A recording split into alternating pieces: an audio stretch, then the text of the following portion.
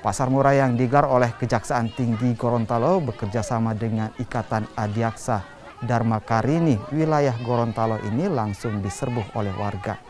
Sebagian warga bahkan rela datang sejak pagi di hari. Agar tak kehabisan stok bahan pangan yang dijual, tak hanya itu, warga juga terpaksa berdesakan demi mendapatkan bahan pangan. Dalam pasar murah ini, pihak penyelenggara menjual minyak goreng, cabai rawit, bawang putih, gula pasir, hingga telur. Pasar murah diharapkan bisa membantu warga di tengah lonjakan harga bahan pangan. Harganya kalau gula pasir cuma 10.000. Rica setengah kilo 10.000. Itu lebih murah dari pasar? Iya, harga setengah dari pasar. Ini kan lebih murah. Udah jam berapa di sini? Dari jam 9. Untuk minyak goreng gimana, Bu? Tidak dapat. Habis. Sudah habis? Iya, 10.000 juga itu 1 liter.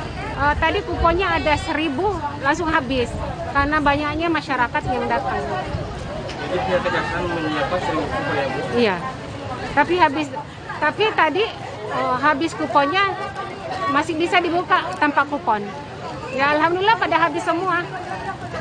Kami juga IAD menyiapkan di sini ada anggota kami yang bisa membuat kue, jadi bisa jual juga di sini. Alhamdulillah habis.